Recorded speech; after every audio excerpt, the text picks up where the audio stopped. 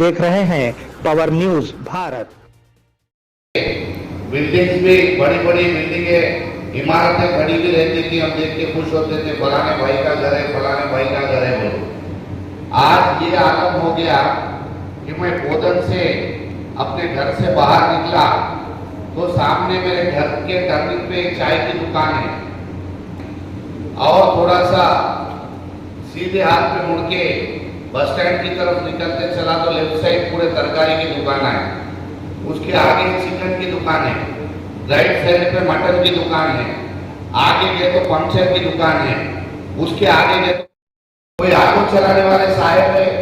उन्होंने क्या करते हैं, बच्चा नहीं 9वीं जमात 10वीं जमात में आने से पहले उसको ऑटो चलाना सिखा देते, वो 10वीं जमात पास भी नहीं करा उसको ऑटो कमा देना शुरू कर देते। तो इससे क्या हो रहा, यानी हम आगे बढ़ने के कोई इम्कान नहीं रहे।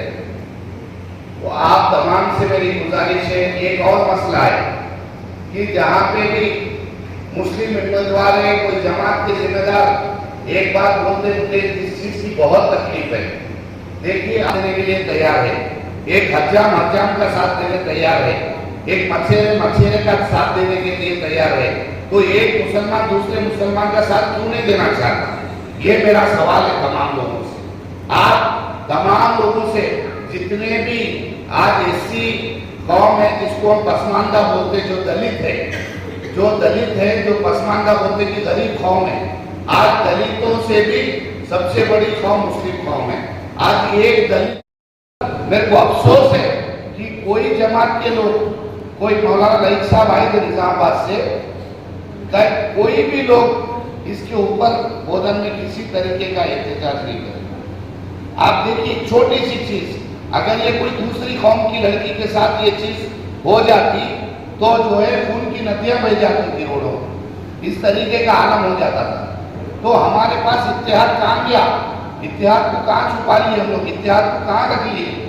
एक और बात मैं आपको बता दूं, तेलंगाना में 17% 16% ऑफिशियल मुसलमानों का पॉपुलेशन जो है 16-17% है, जो 2011 में सेंसस हुए थे उसके मुताबिक है। लेकिन ये जो मरकजी हुकूमतें 2014 के बाद आई है वो सेंसस नहीं कराई। उसका रीजन ये है, अगर सेंसस कराएंगे तो पता चलेगा कि रियासत तेलंगाना में 35% मुसलमान, तो वो कराने से घबरा रहे कि हम ऑफिशियल पेपर पे आ जाएंगे कि 35% ये रियासत में मुसलमान आबादी है, यहाँ पे ये रियासत में ये कौम के लोग इतने मौजूद हैं, तो उनको कंपल्सन हो जाता कि तमाम चीजों में हमको भी रिजर्वेशन देना पड़ेगा। तो ये चीज को छुपाने के लिए आज तक के 2011 के बाद ऑफिशियल सेंसस हिंदुस्तान में कोई रियासत में नहीं कराया गया।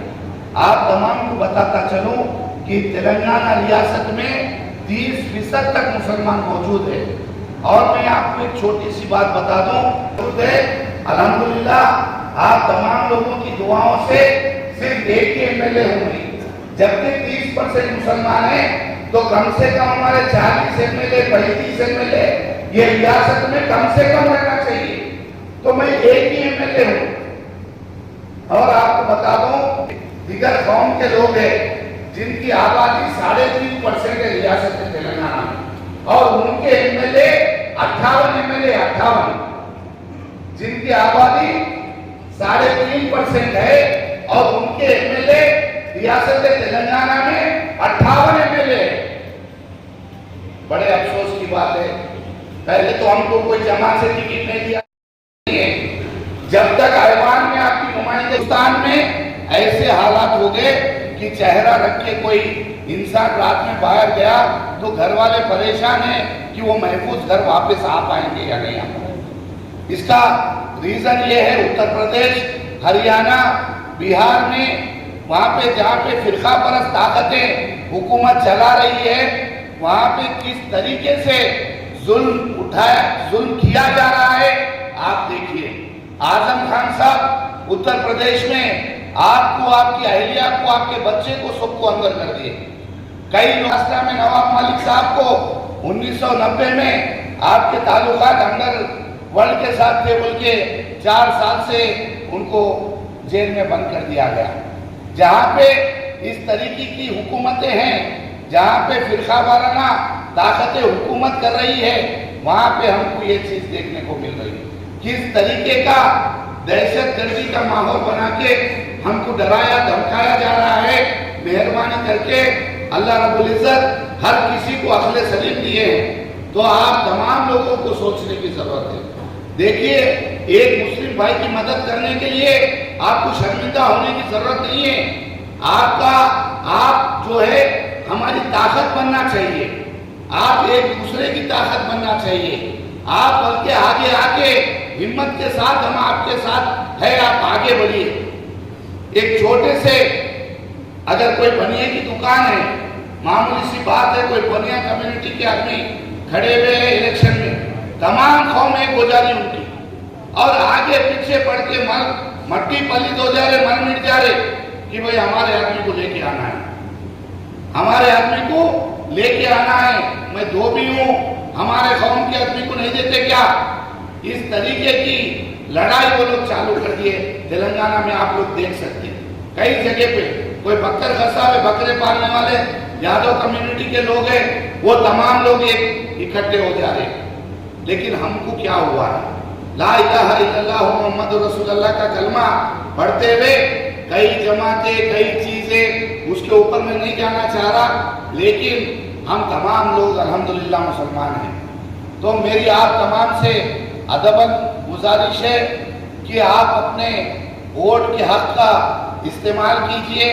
जो सेकुलर जमात है, जैसे रियासत तेलंगाना में पिछले 10 साल से आप लोगों की दुआ से एक जमात यहाँ पे काम कर रही है, लेकिन मैं आपको एक छोटी सी बात बता दूं कि महाराष्ट्र रियासत हमारा बॉर्डर है, हमारे 5-7 किलोमीटर में मौलाना महाराष्ट्र है। महाराष्ट्र में कुर्बानी देने के लिए महाराष्ट्र के लोग बोधन आके, बांसवाड़ा आके, निजामाबाद आके कुर्बानी देके जा रहे हैं।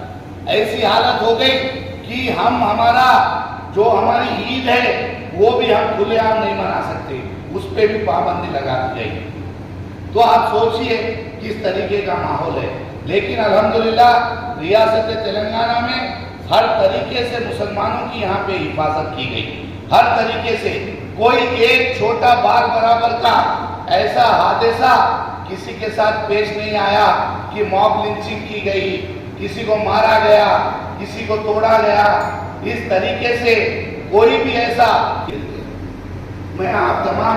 मैं कोई जमात की तारीफ करने नहीं आया।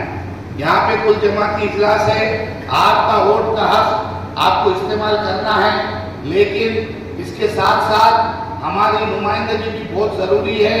आप तमाम लोगों को इत्तेहाद के साथ आगे चलना बहुत जरूरी है।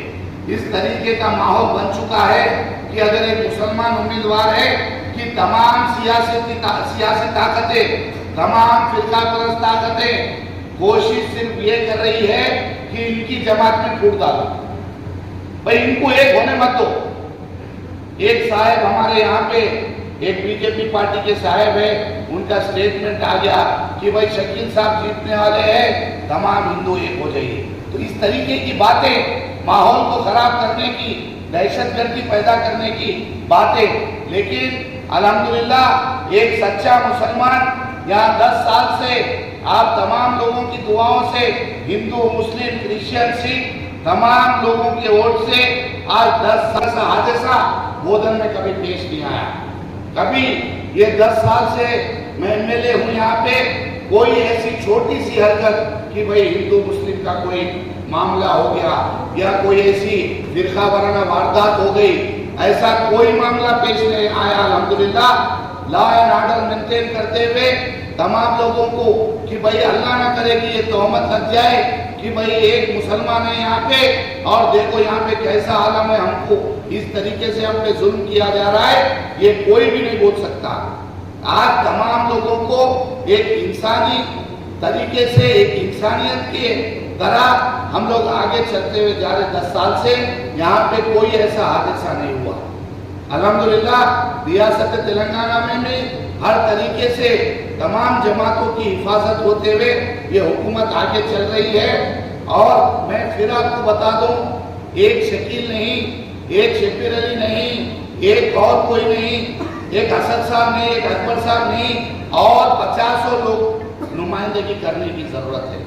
यहाँ पे मुस्लिम नुमाइंदगी ऐवान में बहुत जरूरी है। आप लोग ये समझ के चलिए, मेहरबानी करके। कई तरीके के यहाँ पे मनसूबाना तरीके से एक चाल चली जा रही है। बोधन में आप तमाम लोग देख रहे होंगे व्हाट्सएपों में, ग्रुपों में, किस तरीके से कि भाई ये कौम में वोट डाल दो, उसके बाद जो भी जीतेगा पहले इसको हटा दो यहाँ से। तो अल्हम्दुलिल्लाह फैसला करने वाले आप हैं। आप तमाम की दुआओं में बहुत असर है। यहाँ के हिंदू भाई भी तहे दिल से चाहने वाले हैं मेरे को, क्रिश्चियंस भी चाहने वाले हैं, सिख भी चाहने वाले हैं।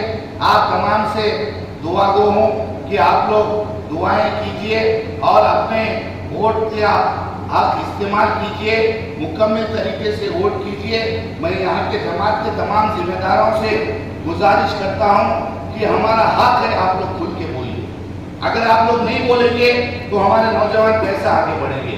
हम बोलने में शर्मिंदा होने की जरूरत नहीं है।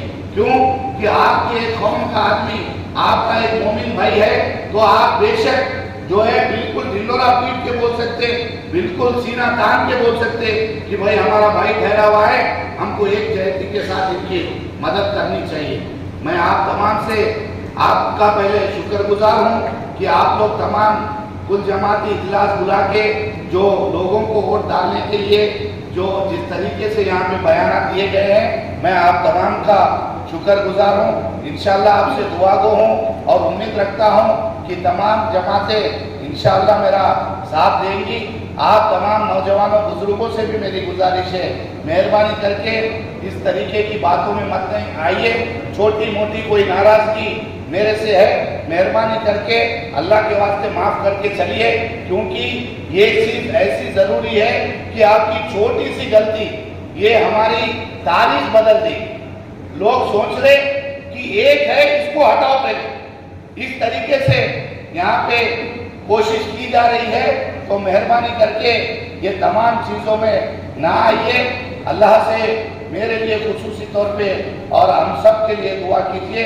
ये मौका देने के लिए हाफिज लईक साहब और तमाम यहाँ पे जमात इस्लामी, जमीयतुल उलमा, जमीयतुल सुन्नत, तमाम लोगों का मैं तहे दिल से शुक्रिया अदा करता हूँ। और इतनी बड़ी हस्ती जो हमारे बीच में शाह जमालुर रहमान साहब आए हैं, हमारी खुशनसीबी है। और बोधन के लिए जब आप आए हैं तो बोधन की आवाम के लिए, इत्तेहाद के लिए दुआ देके जाइए। मौलाना आपसे गुजारिश है, आप तमाम का तहे दिल से शुक्रिया अदा करना चाहता हूँ। अस्सलाम वालेकुम। इम्तियाज दवाखाना, घुंघरू बांधने वाले डॉक्टर का दुआ और दवा के जरिए इलाज। छोटे बच्चे डर जाएं, दांत निकलते वक्त तकलीफ का होना, नींद का ना आना, नजर का लग जाना, खै होना, ज्यादा रोना। इसके अलावा बड़ों के लिए गैसेस, भूख का न लगना, घुटनों में दर्द, बवासीर के अलावा मर्दाना कमजोरी के साथ साथ तमाम जनाना अमराज का गारंटी के साथ किया जाता है इलाज। रब्त कायम करें औकात कार सुबह 11 बजे दिन से शाम 8 बजे तक। मिलने का पता नज़द मदीना मस्जिद, पुराना बस स्टैंड, बोधन। Phone number 9908376171।